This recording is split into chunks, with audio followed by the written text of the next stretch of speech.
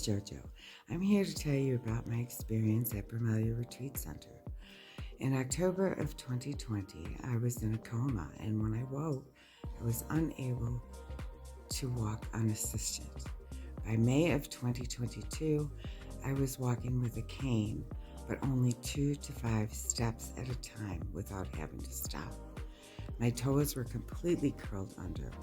After 6 Reiki treatments with Shaman Tito, I am now able to walk unassisted and for quite a distance. I'm so grateful to him, and the whole experience at the Bromelia retreat is just peace and serenity. I would recommend everyone going. Thank you so much to Tito.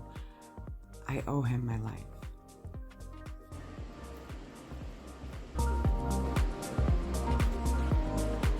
How far she walked from? All the way down there. You made it before I could get you, girl. I did it. So I was telling you the experience I had during an initiation. Initiation is basically when your teacher opens the channels, 2 channels along the spine, crown, back of the head, throat, heart, and hands, so you can channel energy.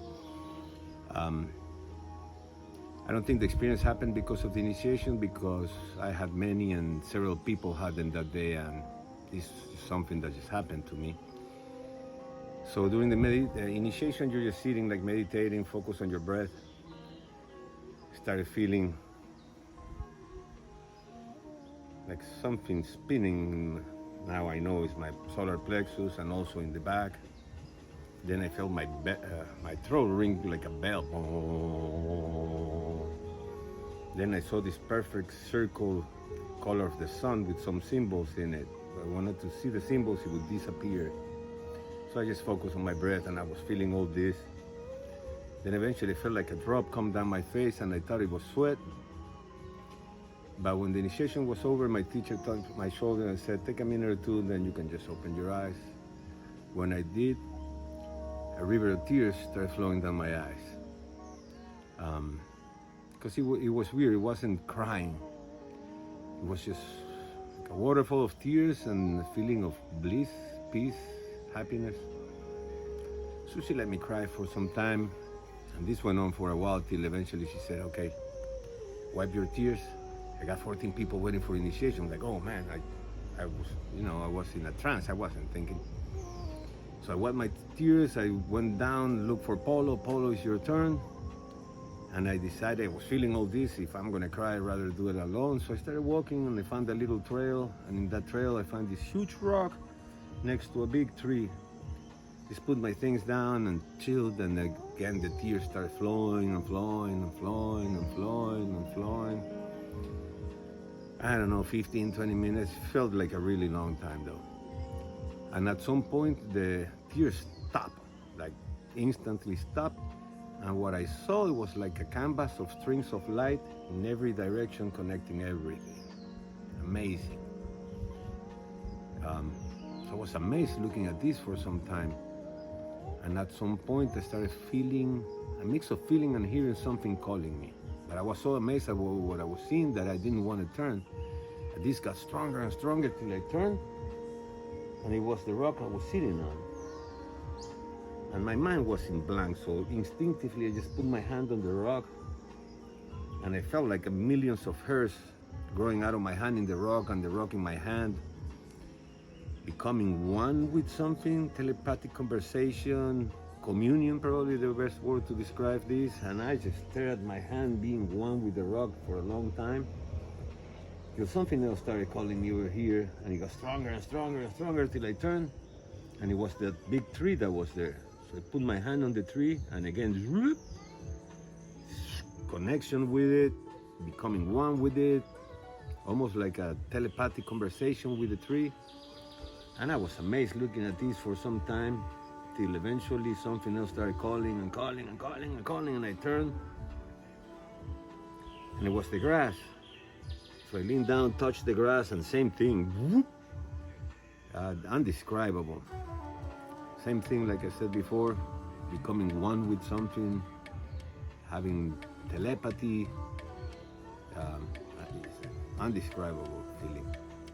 And I was there touching the grass for a long time till eventually I heard a bird, and I looked up, and there were many trees, and in one tree, the tip of a branch, there was a little bird. So I looked at the bird, but my attention got distracted because below the bird and further away there was a cow. So I looked at the cow, and what I experienced for my life, I felt like I flew like flash, got inside the cow for like a millisecond and landed back here. And my mind still blank, otherwise I would have started, what's going on? But I was in a trance. And I felt something bigger call, and I looked, and it was a huge mountain hundreds of miles away. And I put my attention on it, and again, on my life, what I saw is this thing come here and left. And then I got scared. I started freaking out, what's going on? I'm going nuts, and I just grabbed my backpack, started walking, and kind of interrupted the experience. That was my experience. I only think my conversation with my teacher, I waited a long time till I was able to talk to her, and I told her, remember I was crying? Yeah, I was feeling all this, so I went, found the spot, and I cried for some time, and then I saw this energy connecting everything, like little waves of light. And then what? Then the rock did this, I became one with the rock. And then what? The tree. And then what? The grass. And then I told her about me flying, getting inside the cow. And then the mountain came and left. And then I told her, I just freaked out, grabbed my backpack, lit a cigarette, I started walking around. And I was expecting something else, but I saw on her face was a look of disappointment, and I didn't understand why. So I asked, what's going on? And basically she said, Tito, there's people doing many things for many years, lifetimes, doing meditation, yoga, who knows what, to have a glimpse of this, and you freaking stopped it? Yes, I did. I got scared. Oh, there's nothing to be afraid of.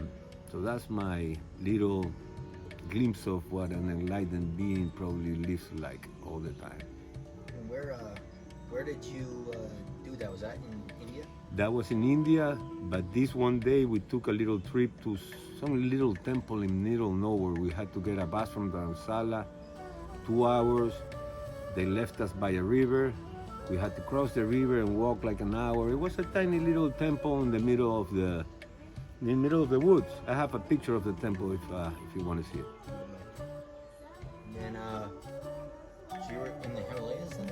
No, her house was in the base of the Himalayas.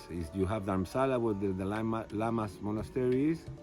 That's northern India. Northern India. Above that, there's a little town called McLeodganj, and above that was a little tiny village called Dharmkot village. When I was there were maybe 10 little houses, no hostel, no internet, no restaurant, no nothing. It's been over 20 years, so I think now there's a few hostels and restaurants and stuff, but it was the middle of nowhere back then.